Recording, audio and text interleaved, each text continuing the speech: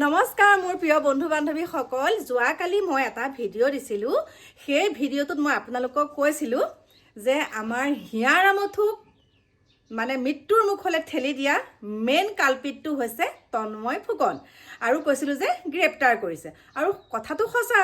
কালি মই কৈছোঁ কথাটো আৰু আজি একদম ধাৰাধাৰ ফেচবুকত পুৰা একদম দেখা পাই আছোঁ যে অৱশেষত তন্ময় ফুকনক গ্ৰেপ্তাৰ কৰিলে আৰু ইমান দিনে কিয় গ্ৰেপ্তাৰ কৰা নাছিলে সেইটো এটা বহুত ৰহস্যৰ আৱৰ্তত আছে কথাটো আপোনালোকে গম পাব লাহে লাহে সকলো কালপিট ওলাই আহিব আমি ভাবি আছিলোঁ যে মেইন কালপিটটো হৈছে শ্যাম কানু মহন্ত সিদ্ধাৰ্থ শৰ্মা শেখৰ জ্যোতি গোস্বামী অমৃত প্ৰভা আৰু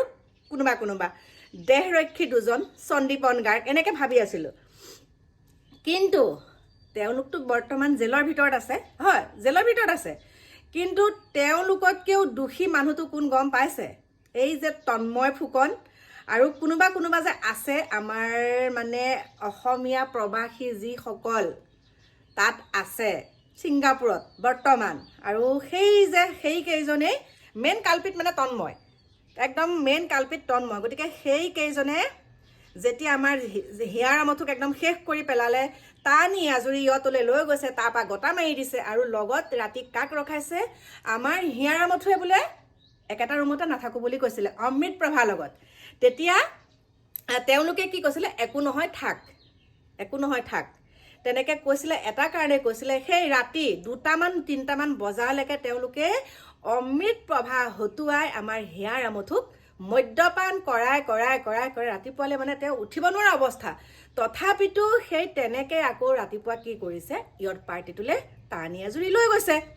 টানি আজুৰি লৈ যোৱাৰ পিছত আকৌ তাত কি খুৱাইছে বিয়েৰ মাংস খুৱাইছে খোৱাৰ পাছত একদম আনবেলেঞ্চ কৰি পেলাই আমাৰ হিয়া ৰামথুক শেষ কৰি পেলালে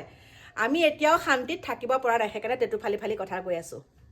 আৰু আপোনালোকে এই ভিডিঅ'টো চাওক যিটো ভিডিঅ' দিছোঁ সেই ভিডিঅ'টোতো বহুত কথা গম পাব কিন্তু মেইন মাষ্টাৰ মাইণ্ড হৈছে এইজন তন্ময় ফুকন আৰু দুজনমান আছে আমাৰ নামকেইটা ইমান আপোনালোকে ভিডিঅ'টোত গম পাব কিন্তু অমৃত প্ৰভা মহিলাৰ ভিতৰত 1 নম্বৰৰ বহুত বদমাছ হয় বহুতেই বদমাছ বহুতে কৈ আছিলে বহুত সৰু ছোৱালী 30 বছৰীয়া ছোৱালীজনী সৰু হ'ব পাৰে নেকি হা কণমানি বাচ্চা এটাও জানিব যেতিয়া মুখৰ আগত এটা ঘটনা হ'ব যে এই ঘটনাটো এনেকৈ হৈছে মই কৈ দিম মই মাক কৈ দিম মই দেউতাক কৈ দিম মই মোৰ ঘৰৰ মানুহক মই কৈ দিম যাতে এই ঘটনাটো এনেকৈ হৈছে মই কৈ দিম মই নুলুকুৱাম কিন্তু সেই 30 বছৰীয়া বুঢ়ী গাইজনীয়ে কি কৰিছে লুকুৱাই থৈ দিছে বেকৈ সাংবাদিকৰ আগত তেনেকৈ কথা কৈছিলে আৰু এতিয়া কি হৈছে নিজৰ প্ৰেমিকজনেও লাথ মাৰি দিছে ঘৰৰ মানুহে এতিয়া হাবাথুৰি খাই ফুৰিছে তাই ল'ৰা এটা পাবনে নাপায় হাবাথুৰি খাই ফুৰিছে আৰু স্থানান্তৰ কৰিবলৈ বিচাৰি ফুৰিছে কেছকেইটা অসমৰ পৰা বাহিৰলৈ নিবলৈ গতিকে মই কৈছোঁ এই কালপিতকেইটাতো সোমাই আছেই অমৃত প্ৰভাটো মেইন মই কৈছোঁৱে কিন্তু মুক্ত আকাশৰ তলত এতিয়াও বিচৰণ কৰি আছে আমাৰ হিয়া ৰামথুক হত্যা কৰা কেইবাজনো মূল অপৰাধী দেই আৰু আপোনালোকে ভিডিঅ'টো চাওক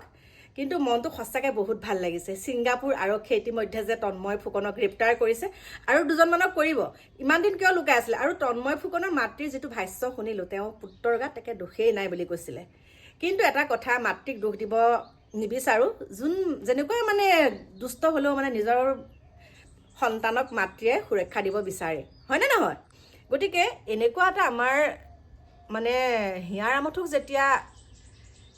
শেষ কৰি পেলালে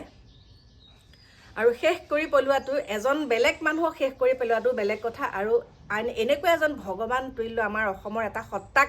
শেষ কৰি পেলোৱাটো আমি কোনো অসমৰ মানুহে ৰাইজে মানি ল'ব পৰা নাই আৰু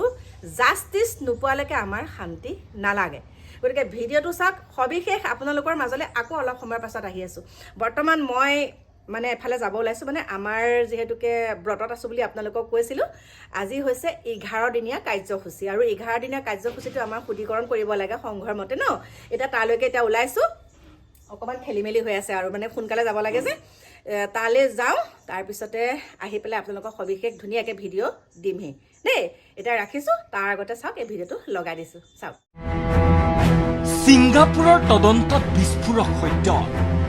জুবিন গাৰ্গ ইয়ত পাৰ্টিলৈ যাব পৰা অৱস্থাত নাছিল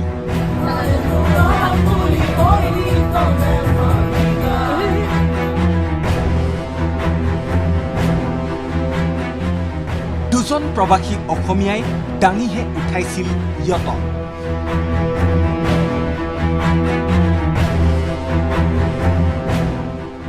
ইয়তখনতো জুবিনে সহযাত্ৰীৰ সহায়তহে খোজ কাঢ়িছিল।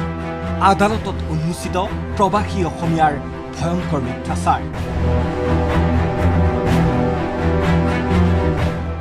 জুবিন গাৰ্গক এইকেইটা দগাবাজে মৰিবলৈ বা মাৰিবলৈ সাগৰলৈ লৈ যোৱা বুলি ইমান দিনে কৈ থকা হৈছিল, কিন্তু আদালতৰ মজিয়াত এক প্ৰকাৰ প্ৰমাণিত হৈছে ধুৰন্ধৰ প্ৰবাসী অসমীয়াকেইটাৰ ভণ্ডামী।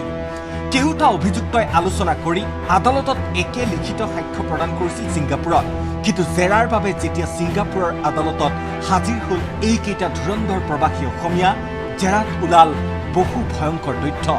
ক্ৰেজি মাংকি নামৰ ইয়তখনৰ কেপ্টেইন চু কিয়ঙৰ সাক্ষ্য প্ৰদান। সাক্ষ্যত উল্লেখ, জুবিন গাৰ্গ ইয়তত উঠাৰ সময়ত সুস্থ নাছিল। দুজন সহযাত্ৰীয়ে দুফালৰ পৰা ধৰিহে লৈ গৈছিল ইয়তলৈ।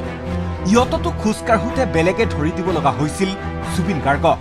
এক প্ৰকাৰ দুৰ্বল, অৱশ আৰু ভাগৰুৱা দেখা গৈছিল জুবিন গাৰ্গক। ইফালে এইকেইটা প্ৰবাসী অসমীয়াই দিয়া লিখিত ভাষ্যত উল্লেখ কৰিছিল যে জুবিন গাৰ্গ সম্পূৰ্ণ সুস্থ আছিল ইয়তলৈ যাওঁতে। জেৰাৰ সময়ত প্ৰবাসী অসমীয়া কেউজনৰ ভাষ্যতো অমিল পাইছে কৰোনাৰ্ছ আদালতে, যি কথাত কৰোনাৰ্ছৰ সন্দেহ হোৱাৰ অৱকাশ স্পষ্ট। ইফালে প্ৰবাসী অসমীয়া কেইজনৰ ভাষ্য মতে ইয়তত এটা বিয়েৰ খাইছিল জুবিন গাৰ্গে। আগনিশাও সুৰাপান কৰা নাছিল হেনো জুবিন গাৰ্গে। কিন্তু অমৃতপ্ৰভাৰ ভাষ্য মতে আগনিশা অৰ্থাৎ 18 ছেপ্টেম্বৰৰ উৰে নিশা জুবিন গাৰ্গক সুৰা সেৱন কৰোৱা হৈছিল। অকল ইমানেই নহয়, জুবিন গাৰ্গৰ দেহতো মৰণোত্তৰ পৰীক্ষাৰ সময়ত 100 মিলিলিটাৰ তেজত 333 মিলিগ্ৰাম এলকহল পোৱা গৈছিল, যি কথাই প্ৰমাণ কৰে যে এইকেইটা ধুৰন্ধৰে মিছা মাতি নিজকে বচোৱাৰ চেষ্টা কৰিছে। অকল ইমানেই নহয়, ইয়তৰ পৰা পানীত নামিব বিচৰা জুবিন গাৰ্গক কিয় বাধা নিদিছিল তাৰ বিশ্বাসযোগ্য উত্তৰ দিব নোৱাৰিলে এইকেইটা ধুৰন্ধৰ ফাঁকিবাজ প্ৰবাসী অসমীয়াই। এফালে যেনেকৈ অৱহেলা স্পষ্ট, আনফালে স্পষ্ট জুবিন গাৰ্গক পণ্য সামগ্ৰীৰ দৰে কৰা ব্যৱহাৰ। ৰ'ব, আদালতত ধুৰন্ধৰ অভিমন্যু তালুকদাৰে জুবিন গাৰ্গ সুস্থ অৱস্থাত ইয়তলৈ যোৱা বুলি সাক্ষ্য দিছে। পিছে বপুৰাই পাহৰিলে পূৰ্বে যি টেলিফোনিক সাক্ষাৎকাৰ দিছিল তাত আকৌ নিশাৰ পৰাই সুৰাৰ দাগীত থকা বুলি কৈ থৈছিল, যি সাক্ষাৎকাৰৰ বাবে ছিংগাপুৰ আৰক্ষীৰ ককৰ্থনাৰ সন্মুখীন হৈছিল অভিমন্যু তালুকদাৰ। দীঘলীয়া শুনানিৰ আৰু বহু তথ্য আছে, পৰৱৰ্তী প্ৰতিবেদনত ফাদিল কৰিম।